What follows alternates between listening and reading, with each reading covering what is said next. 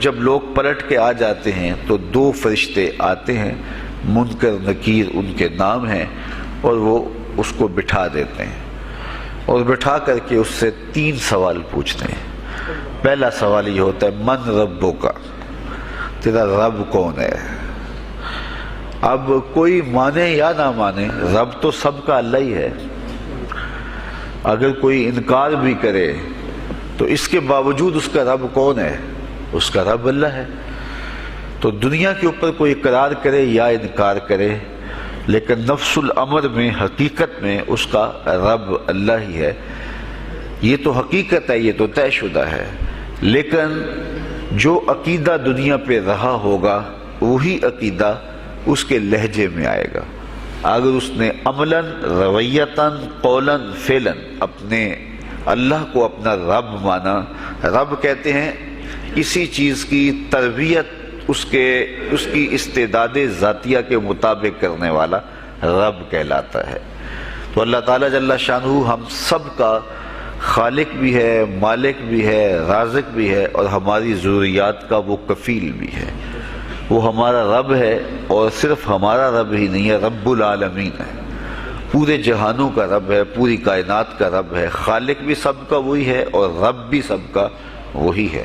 جو اسے مانتا ہے اسے بھی رزق دیتا ہے، جو نہیں مانتا تو اس کے لیے بھی رزق کے دروازے بند نہیں کرتا۔ حضرت ابراہیم علیہ السلام کی عادت یہ تھی کہ جب تک کوئی مہمان نہیں آ جاتا تھا اتنی دیر تک کھانا نہیں کھاتے تھے۔ بھوک لگتی تو کوئی مہمان ڈھونڈتے تاکہ اس کے ساتھ بیٹھ کے کھانا کھاؤں۔ کھانا جتنا بھی مرغن اور جتنا بھی جو ہے وہ پرتکلف کیوں نہ ہو، اگر مہمان کے ساتھ کھایا جائے گا تو اس کا قیامت کے دن کوئی حساب نہیں ہوگا۔ تو مہمان کے ساتھ وہ کھانا کھایا کرتے تھے۔ مہمان اللہ کی رحمت ہوتا ہے۔ اچھا، وہ ایک دن مہمان ڈھونڈنے نکلے تو ایک بوڑھا شخص ملا تو اسے اپنے ساتھ گھر میں لے آئے، بٹھایا دسترخوان پہ۔ جب کھانے کا وقت آیا تو کہا کہ اللہ کے نام سے شروع کرو۔ اس نے کہا میں تو اللہ کا نام نہیں لوں گا، میں تو بتوں کا پجاری ہوں، بتوں کو پوجنے والا ہوں۔ حضرت ابراہیم علیہ السلام نے کہا کہ تیرے ساتھ میرا تعلق کوئی کاروباری، کوئی ذاتی، کوئی اور تو ہے نہیں، میں رب کے لیے ہی تو تجھے کھلا رہا ہوں، اور اگر تو رب کا نام ہی نہیں لے گا تو پھر میرا تیرا رشتہ کیا باقی بچتا ہے؟ اس نے کہا میں چند لقموں کے لیے اپنے بتوں سے بے وفائی نہیں کر سکتا۔ وہ غالب نے کہا تھا نا کہ وفاداری بشرط استواری اصل ایمان ہے، مرے بت خانے میں تو کعبے میں گاڑو برہمن کو۔ اس نے اپنے انداز میں ایک بات کی تھی کہ وفاداری بڑی چیز ہوتی ہے، تو اس نے بتوں سے وفاداری کا بھرم رکھا۔ اس نے کہا کہ میں چند لقموں کے لیے جو ہے وہ تیرے رب کا نام لوں اور اپنے معبودان کا نام چھوڑ دوں، یہ نہیں ہو سکتا۔ آج تو لوگ چائے کی پیالی پہ دین بیچ رہے ہیں، کیا آج ممبر و محراب فروخت نہیں ہو رہے؟ لیکن اس بوڑھے شخص نے کہا کہ میں چند لقموں کے لیے، چند ٹکڑوں کے لیے میں اپنے بتوں سے بے وفائی نہیں کر سکتا۔ حضرت ابراہیم نے کہا تو اگر بتوں کے ساتھ اتنی محبت رکھتا ہے تو پھر میں بھی رب کے نام کے علاوہ تجھے دینے پہ آمادہ نہیں ہوں۔ وہ دسترخوان سے اٹھ کے چلا گیا۔ وہ چلا گیا تو جبریل امین حاضر خدمت ہوئے، رب کا سلام دیا، اے ابراہیم۔ رب سلام دیتا ہے اور فرماتا ہے تو نے آج میرا ایک بندہ ناراض کر دیا۔ یا اللہ، وہ تیرا بندہ تھا، اس کو تو تیرا نام لینا بھی گوارا نہیں تھا۔ کہا ابراہیم اس کی عمر کتنی ہوگی؟ یا اللہ 80 سال کے قریب ہوگی۔ کہا اتنا عرصہ ہو گیا میں اس کو رزق دے رہا ہوں، تو ایک دن نہیں کھلا سکا۔ اب ابراہیم علیہ السلام اس کو ڈھونڈنے نکلے ہیں۔ وہ کسی پہاڑ پہ چڑھ رہا تھا، دور سے آواز دیو میاں آ جاؤ، کھانا ٹھنڈا ہو رہا ہے۔ اس نے کہا تم تو بڑے سخت تھے، لہجے میں، رویے میں تبدیلی کیسے آ گئی؟ کہا کہ اسی رب کا پیغام آیا ہے کہ مجھے اتنا عرصہ ہوا اسے کھلاتے ہوئے، وہ مجھے نہیں بھی مانتا تھا، پھر بھی میں اس کی ضروریات کو پورا کرتا رہا ہوں، اور تم ایک دن نہیں دے سکے، تو آؤ کھانا ٹھنڈا ہو رہا ہے۔ کہا تیرے رب کا نام نہیں لوں گا، کہا نہ لینا، کہا اتنی تبدیلی، کہا اسی رب کا سندیس آیا ہے، اسی رب کا پیغام آیا ہے۔ کہا پھر کھانا بعد میں کھاؤں گا، پہلے اپنے رب کا مجھے غلام بنا لے۔ تو کوئی مانے اس کو بھی دیتا ہے، کوئی نہ مانے اس کو بھی دیتا ہے، بلکہ دنیا کے اوپر کافروں کو زیادہ دیتا ہے۔ ایک روایت میں آتا ہے کہ اگر اہل ایمان کی دلجوئی کا لحاظ نہ ہو تو کافروں کے گھروں کی سیڑھیاں سونے اور چاندی کی ہوں، لیکن یہ کہیں گے ہمیں تو مار ہی دیا ہے۔ اور اقبال نے کہا تھا نا کہ کافر کو دیے حور و قصور اور مومن کے لیے فقط وعدہ حور۔ تو اس لیے ان کی دلجوئی ہے، ورنہ کافروں کو اتنا دور، چونکہ ان کا حصہ آخرت میں نہیں ہے، ان کا حصہ صرف دنیا ہے۔ دنیا پہ عیش کریں، دنیا پہ عیش و عشرت کی زندگی گزارے، دنیا ہی دنیا، آخرت میں ان کا کوئی حصہ نہیں۔ اور مومن کا آخرت میں حصہ ہے، اور دنیا کے اوپر جو تکلیفیں آتی ہیں ان تکلیفوں کا بدلہ اس کو قیامت کے دن دیا جائے گا۔ بلکہ صحیح حدیث میں آتا ہے کہ جب اہل بلا کو ان پر آنے والی مصیبتوں کا صلہ دیا جائے گا تو لوگ آرزو کریں گے کاش ہمارے بدن کو لوہے کی کینچیوں سے کاٹ دیا ہوتا، اور دنیا کے اوپر ہمیں بھی تکلیفیں، اذیتیں، آلام و مصائب آئے ہوتے۔ تو مومن جب اللہ کی طرف سے آنے والی کسی تکلیف کو خندہ پیشانی کے ساتھ قبول کرتا ہے اور اس پہ راضی رہتا ہے اور صبر کا دامن ہاتھ سے نہیں چھوڑتا، واویلا نہیں بچاتا، جزا فضا نہیں کرتا، تو اللہ تعالیٰ نے اس کے لیے اجر رکھا ہے۔ بلکہ رسول کریم نے ارشاد فرمایا مومن کے پاؤں میں جو کانٹا چبھے تو اللہ اس کا بھی مومن کو قیامت کے دن اجر عطا فرمائے۔ تو مومن کی زندگی جو ہے وہ بڑی خوبصورت زندگی ہے۔ تو دنیا کے اوپر جو اسے مانتا ہے اللہ اسے بھی عطا کرتا ہے، جو اس کا انکار کرتا ہے اللہ اسے بھی عطا کرتا ہے، اس لیے کہ اس کی شان ہے کہ وہ رب ہے اور وہ سب کا لحاظ کرتا ہے اور سب کی ضروریات کو پورا کرتا ہے۔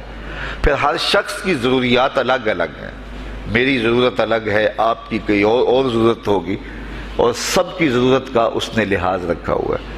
پھر بہائم کی، چوپایوں کی، حشرات الارض کی، پرندوں کی مختلف ضروریات ہیں۔ اڑنے والوں پرندوں کی ضروریات الگ ہے، پانی کے جانوروں کی ضروریات الگ ہیں، اس طرح حشرات الارض کی ضروریات الگ ہیں اور درندوں کی ضروریات الگ ہیں۔ یہاں تو ہم ایک آدھ کلو گوشت ہو تو گھر کے سارے افراد اس سے گزارا کر لیتے ہیں، لیکن شیر کو اور چیتے کو جو ہے وہ منوں کے حساب سے روزانہ چاہیے، رب ان کو روزانہ فراہم کرتا ہے۔ یہ پنساری کے پاس جائیں، اگر آپ کو ڈاکٹر یا حکیم لکھ دے کہ یہ آپ کو خالص سچے موتی چاہیے، اس کی کوئی چیز آپ کو بنا کے دیں گے تو آپ ہزاروں لاکھوں روپے خرچ کرتے ہیں، پھر بھی بعض کا اعتماد نہیں ہوتا کہ یہ بالکل 1 نمبر ہے یا 2 نمبر۔ تو رتی ماشی اور تولوں کے اندر آپ ان کو خریدتے ہیں اور وہ بھی آپ کو گمان ہوتا ہے کہ پتہ نہیں خالص ہیں یا ناخالص، لیکن دنیا کے اوپر لاکھوں کروڑوں پرندے پائے جاتے ہیں، جانور پائے جاتے ہیں، ہنس، اور وہ کھاتا ہی سچے موتی ہے۔ صبح کو بھی، شام کو بھی، دوپہر کو بھی اللہ سب کو پیٹ بھر کے کھانے کے لیے عطا فرماتا ہے۔ تو جس کی جو ضرورت ہے وہ رب ہے، اس ضرورت کو پورا کرتا ہے۔ تو ہم اگر اللہ تعالیٰ کو رب مان لیں حقیقی معنوں کے اندر تو ہماری زندگی کی پریشانیاں، ہماری زندگی کے دکھ مٹ جاتے ہیں۔ مصیبتیں اس وقت آتی ہیں اور اس وقت پریشانی لگی رہتی ہے، دھڑکا لگا رہتا ہے کہ جب انسان جو ہے وہ سمجھتا ہے کہ میں ہی جو ہے وہ کچھ کرنے والا ہوں۔ وَمَا مِن دَابَّةٍ فِي الْأَرْضِ إِلَّا عَلَى اللَّهِ رِزْقُهَا، زمین پر چلنے والی، رینگنے والی کوئی چیز نہیں جس کا رزق اللہ کے ذمہ کرم پہ نہ ہو۔ تو جب انسان اس عقیدے کو اپنی روح میں، اپنے باطن میں اتار لیتا ہے تو پھر اس کی زندگی سوکھی ہو جاتی ہے کہ وہ میرا خالق بھی ہے اور وہ میرا رب بھی ہے۔ اور یہ یقین انسان کی زندگی کے اندر اعتماد، روشنیاں اور توکل بھر دیتا ہے۔ بلکہ ایک حدیث میں آیا کہ جس طرح توکل کرنے کا حق ہے اگر وہ تم ادا کرو تو اللہ تمہیں ایسے رزق عطا فرمائے جس طرح پرندوں کو عطا فرماتا ہے۔ وہ جب صبح نکلتے ہیں تو ان کے پیٹ خالی ہوتے ہیں اور انہیں پتہ نہیں ہوتا کہ کہاں سے رزق مل رہا ہے، اور جب وہ شام کو آتے ہیں تو ان کا پیٹ بھرا ہوا ہوتا ہے۔ بند توکل، پنچھی اڑ دے خرچ نہ پلے زیرا ہو، سلطان بہو فرماتے ہیں کہ انہیں کوئی نہیں پتا ہوتا کہ فلاں جگہ پہ جانا ہے، لیکن کبھی ایسا نہیں ہوا کہ وہ بھوک سے مر گئے ہوں اور انہیں کچھ ملا نہ ہو، تو وہ خالی پیٹ کبھی نہیں آتے۔ وہ اللہ تعالیٰ ان کو رزق نصیب فرماتا ہے، وہ سب کا رب ہے۔ تو اگر ہم اپنے رویے سے، اپنے عمل سے، اپنے عقیدے سے واقعی اللہ کو رب مانتے ہیں، تو پھر قبر میں جب سوال ہوگا من ربو کا، تیرا رب کون ہے، تو پھر کبھی بھی جواب دیتے جھجک محسوس نہیں ہوگی۔ بندہ عرض کرے گا رب اللہ، میرا رب اللہ ہے اور میں اسی کو اپنا رب مانتا ہوں، میری ضروریات کی کفالت بھی اسی کے ذمہ کرم پہ، اور میرا تیقن، میرا یقین کہ وہ میرا رب ہے۔ یہ پہلا سوال ہوگا۔ دوسرا سوال قبر میں ہوگا، اور وہ یہ ہوگا کہ ما دینوں کا، تیرا دین کون سا ہے؟ مختلف ادیان دنیا کے اوپر موجود ہیں، لیکن اسلام کے بعد اب کسی اور دین کو قبول نہیں کیا جائے گا۔ ارشاد فرمایا کہ اللہ تعالیٰ اسلام کے علاوہ کسی اور دین کو قبول نہیں کرے گا۔ تو یہ اگر میں اپنے عمل سے، اپنے رویے سے، اپنے طرز زندگی سے، اپنے انداز معاشرت سے اسلام کو اپنے اوپر غالب کر لیا، تو پھر قبر میں جواب دیتے ہوئے کوئی جھجک محسوس نہیں ہوگی۔ بندہ عرض کرے گا کہ دینی الاسلام، میرا دین اسلام ہے، میرا طرز زندگی، میرا انداز معاشرت، میرا سبھی کچھ اسلام کی مطابقت میں تھا، اور میں اسی کو اپنا دین مانتا ہوں، صرف زبان سے نہیں، اپنے رویے سے بھی، اپنے طرز زندگی سے بھی، اپنے انداز معاشرت سے بھی۔ تو یہ جو ہم اسلام کے دائرے میں داخل ہوتے ہیں اور ہم اپنے دین کو اسلام قرار دیتے ہیں، تو دین انسان کی زندگی کے تمام شعبوں پر حاوی ہوتا ہے، اور اس کا طرز زندگی، اس کا انداز معاشرت اس کی مطابقت میں ہونا چاہیے۔ تو قبر میں یہ سوال پوچھا جائے گا کہ تیرا دین کیا ہے، باوجود کہ اللہ تعالیٰ جل شانہ کو پتہ ہے کہ اس کا دین کیا تھا، اللہ کو پتہ ہے کہ یہ کس کو رب مانتا تھا، لیکن قبر میں یہ سارا سلسلہ ہوگا، اور صحیح احادیث کے اندر ان سوالوں کا تذکر آیا ہے کہ یہ سوال پوچھے جائیں گے کہ تیرا دین کیا ہے۔ اب اس نے اگر اپنا طرز زندگی، اپنا انداز معاشرت اسلام کی مطابقت میں رکھا ہوگا، اور دین کو اس نے دین سمجھا ہوگا، اسلام کو ہی اپنا دین، عملاً، رویتاً، ہر خوشی غمی کے موقع پہ اس نے اسلام کو ہی ترجیح دی ہوگی، تو پھر اس کو کوئی جھجک نہیں ہوگی جواب دیتے ہوئے کہ میرا دین اسلام ہے، میرے شب و روز، میری زندگی کے نشیب و فراز، میری زندگی کی کا گوشہ جو ہے وہ اسلام کی مطابقت میں گزرتا تھا۔ تو پھر وہ سیدھا سیدھا جواب دے گا دینی الاسلام۔ اس لیے ہمیں اس سوال کی تیاری بھی کرنی چاہیے کہ ہماری نجی زندگی ہو یا ہماری اجتماعی زندگی ہو، ہماری گھریلو زندگی ہو یا ہماری معاشرتی زندگی ہو، ہماری ذاتی زندگی ہو یا ہماری سیاسی زندگی ہو، ہماری جس طرح کی بھی زندگی کے جو بھی شعبہ جات ہیں، سب میں ہم دین کو غالب کریں۔ ہم صرف مسلح کے مسلمان نہ بنیں کہ 5 نمازیں پڑھ لیں اور ہم کہتے ہیں مسلمان ہیں، روزے رکھ لیے، تراویح پڑھ لی، اور ہم نے جو ہے وہ زکوٰۃ دے دی اور حج کر لیا، تو اس سے ہم مطمئن ہو گئے کہ ہم مسلمان ہیں۔ اسلام ایک مکمل اور اکمل اور کامل ضابطۂ حیات ہے، اپنے ماننے والوں کو زندگی گزارنے کا پورا اسلوب اور مکمل کامل رہنمائی دیتا ہے۔ ہم نے ہمسایوں کے ساتھ سلوک کیسے کرنا ہے، یہ ہمیں اسلام بتاتا ہے۔ ہم نے بیوی کے ساتھ سلوک کیا کرنا ہے، یہ ہمیں اسلام بتاتا ہے۔ اولاد کی تربیت کیسے کرنی ہے، اسلام کی واضح تعلیمات ہیں۔ ہم نے سفر کرنا ہے تو انداز سفر کیا ہونا چاہیے، اسلام نے ہمیں بتایا۔ کاروبار کرنا ہے تو ہم جو ہے وہ کیا کاروبار کو مارکیٹ سے سیکھیں گے یا اللہ اس کے رسول سے سیکھیں گے، تو ہمیں اللہ اس کے رسول نے واضح 2 ٹوک اور سیدھے سیدھے احکام دیے ہیں کہ تم جب کاروبار کرو تو تم جو ہے وہ اس انداز کے ساتھ کاروبار کرو، کم نہیں تولنا، کم نہیں ناپنا، جھوٹی قسم نہیں کھانی، سود نہیں لینا۔ تو یہ ساری چیزیں، ملاوٹ نہیں کرنا، ایک ایک چیز جو ہے وہ اسلام نے ہمیں فراہم کی ہوئی ہے۔ تو پورا دین جو ہے جب ہم اختیار کریں گے، ہمارے رویے، ہمارا طرز زندگی، ہمارا انداز معاشرت جب دین اسلام کے مطابق ہوگا، تو قبر میں اس سوال کا جواب دینا ہمارے لیے کوئی مشکل نہیں ہوگا۔ اور اگر ہمارا طرز زندگی کچھ اور طرح کا ہوگا تو کیا صرف یہ کہہ دے کہ ہم مسلمان ہیں؟ یہ تو پھر ایک کافر بھی کہہ سکتا ہے کہ میرا دین اسلام ہے، ایک منافق بھی کہہ سکتا ہے کہ میرا دین اسلام ہے، لیکن ایسا نہیں ہوگا۔ جو ہماری کیفیت قلب ہوگی قبر میں اس کا جواب اس کی مطابقت میں آئے گا۔ وہاں یہ دنیا کے معاملے یا دنیا کی یادداشتیں نہیں ہوگی، وہاں کیفیت قلب کے مطابق جواب دیا جائے گا۔ یہ کافر جواب نہیں دے سکے گا کہ میرا رب اللہ ہے، کیونکہ وہ عمل سے، رویے سے اس کو اپنا رب نہیں مانتا ہے، تو حقیقتاً تو اس کا رب اللہ ہے، لیکن وہ یہ جواب نہیں دے پائے گا۔ اسی طرح جو شخص اپنے طرز زندگی کے اندر اسلام کو داخل نہیں کر چکا ہے اور اسلام کو اس نے اپنا ہادی رہنما نہیں بنایا ہے، تو وہ قبر میں اس سوال کا جواب کیسے دے سکے گا کہ میرا دین اسلام ہے، چونکہ اس کا رویہ، اس کا طرز زندگی اور اس کا انداز معاشرت ایسا نہیں رہا ہوگا۔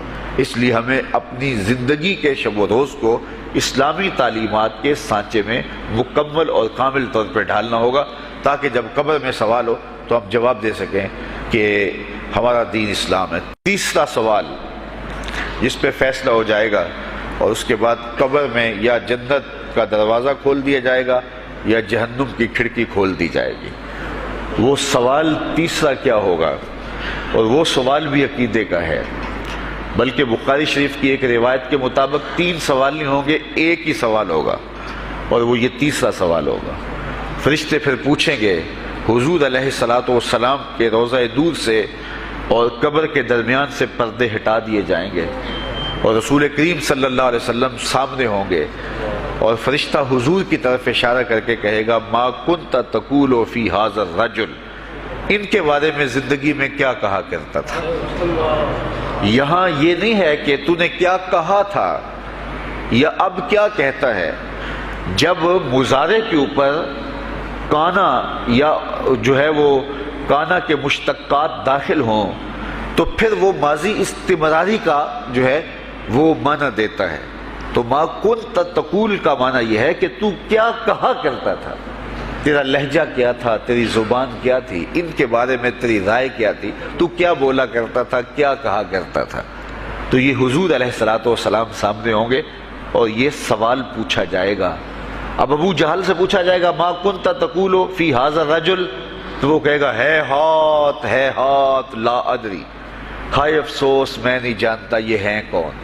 ابو لہب سے پوچھا جائے گا، وہ کہے گا ہے ہاتھ لا ادری، ہائے افسوس میں نہیں جانتا یہ کون ہے۔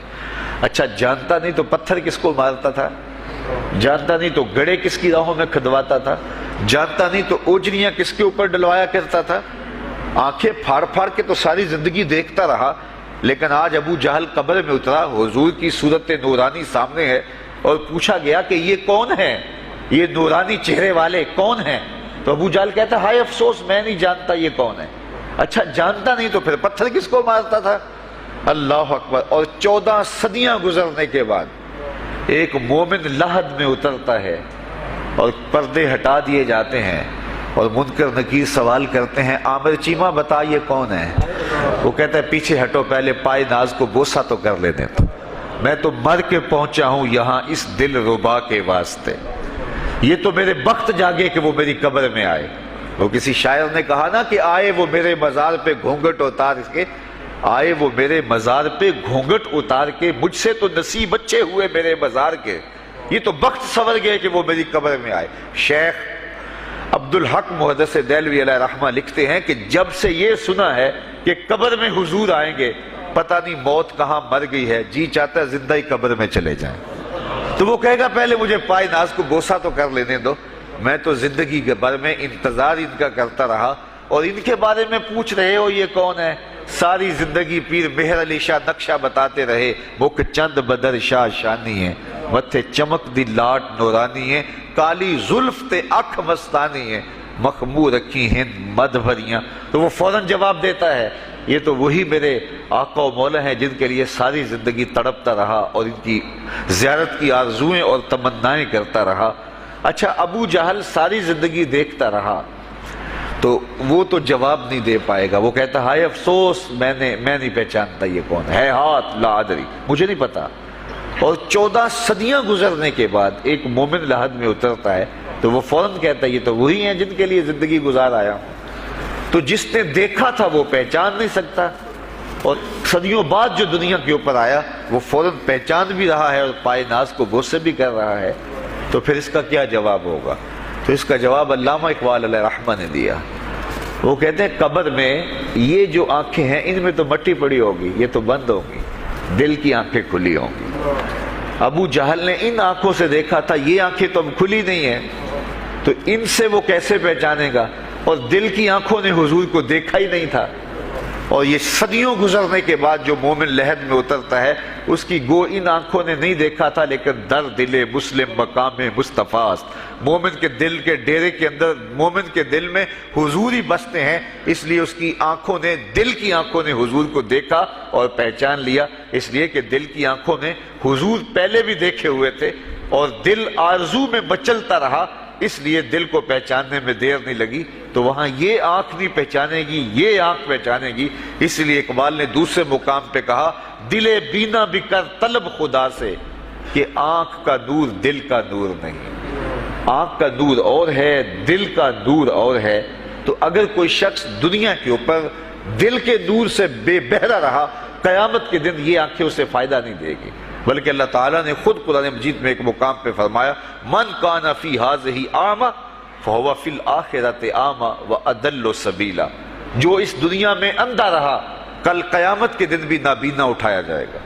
اس سے ان آنکھوں کی بے نوری قطعاً مراد نہیں، کسی مفسر نے نہیں لکھا، بلکہ وہ تو واضح حدیث میں آتا ہے جو دنیا میں ان دو محبوب چیزوں سے آزمایا گیا، اللہ تعالیٰ قیامت کے دن اسے صلہ عطا فرمائے گا۔ یہ جو دنیا کے اوپر نابینا ہوتے ہیں، نابینا ہو جاتے ہیں یا پیدائشی نابینا ہوتے ہیں، تو یہ دنیا کی لذتوں سے اور دنیا کے نفعوں سے لطف اندوز نہیں ہو پاتے۔ یہ بہت بڑی آزمائش ہے، جہان اندھیر ہوتا ہے ان کے لیے، لیکن قیامت کے دن اللہ تعالیٰ اس کا بہتر صلہ ان کو عطا فرمائے گا جو دو ان محبوب چیزوں سے آزمایا گیا۔ تو اگر وہ دنیا پہ اندھا تھا اور حقیقی طور پہ، اور قیامت کے دن بھی اندھا اٹھایا جائے گا، یہ تو پھر مناسب نہیں ہوگا۔ تو یہ جو قرآن نے کہا جو دنیا میں اندھا رہا وہ قیامت میں بھی اندھا اٹھایا جائے گا، تو اس سے ان آنکھوں کی بے نوری قطعاً مراد نہیں ہے، اس سے دل کی بے نوری مراد ہے۔ تو دل اگر بینا ہوا، دل اگر روشن ہوا، تو پھر قبر کے اندر بھی دل دے دیوے دی روشنائی جاوے وچ زمینہ، تو پھر وہ معرفت رسول کا سبب ہوگا دل کا اجالا، اور پھر حشر کے اندر بھی جو ہے وہ دل کی آنکھیں روشن ہوں گی۔ تو جس نے اپنے قلب کو نور معرفت سے، نور ایمان سے اور نور محبت سے منور نہیں کیا ہے، تو وہ قبر کے اندر، حشر کے اندر نابینا ہی اٹھایا جائے گا، اور یہ قرآن کی صریح نص ہے۔ تو اب ابو جہل نے ان آنکھوں سے دیکھا ہے، لیکن جب سوال ہوتا ہے بتاؤ یہ کون ہے، تو وہ کہتے ہیں ہے ہاتھ لا ادری، افسوس میں نہیں جانتا۔ اور صدیاں گزرنے کے بعد ایک مومن لحد میں اترتا ہے، ظاہری ملاقات بھی نہیں ہے، جب اس سے پوچھا جاتا ہے یہ کون ہے، تو وہ کہتا ہوا محمد صلی اللہ علیہ وسلم، یہ تو وہی آقا ہیں جن کے لیے ساری زندگی، جن کے تذکروں کی خوشبو سونگھتا رہا ہوں، تو مجھے تو جو ہے وہ ان کے پائے ناز کو بوسہ کر لینے دو۔ تو بتاؤ اس کے دل کی آنکھوں نے حضور کی معرفت حاصل کی اور حضور کو پہچان لیا، تو دل بینا بھی کر طلب خدا سے کہ آنکھ کا نور دل کا نور نہیں۔ تو حضور علیہ الصلوۃ والسلام کے حوالے سے جب سوال ہوگا، اگر اس سوال کا جواب نہیں آیا تو پھر جہنم کی کھڑکی کھول دی جائے گی، اور اگر اس سوال کا جواب آیا تو پھر جنت کے دروازے کشادہ کر دیے جائیں گے، اور جنت کی ٹھنڈی ہوائیں اس کی قبر میں آ جائیں گی، بلکہ حدیث میں آتا ہے اسے کہا جائے گا کہ نم کنومت العروس، ایسے سو جا جس طرح دلہن سوتی ہے۔ اور وہاں سے لے کر کے حشر تک کا سفر جو ہے اس کے لیے بہت لمبا سفر نہیں ہوگا، وہ ایسے ہوگا کہ جو ہے وہ ایک خوبرو کے گلے سے ہار گرے گا اور وہ موتی ٹوٹ کے گر جائیں گے، اور وہ اس کو چننے میں مصروف ہو جائے گا، ابھی سارے موتی چن نہیں پائے گا کہ قیامت آ جائے گی۔ یہ مومن کے لیے اللہ نے آسانی رکھی، 50,000 سال کا دن ہوگا یوم محشر، لیکن جو مومن ہوگا اس کے لیے حشر کا اتنا بڑا دن ایسے ہوگا جتنا عصر کا وقت ہوتا ہے، تو اتنے تھوڑے وقت میں اس کے لیے گزر جائے گا۔ تو یہ 3 سوال قبر میں پوچھے جانے ہیں، ہر شخص سے پوچھے جانے ہیں، مومن سے بھی پوچھے جانے ہیں اور کافر سے بھی اور منافق سے بھی۔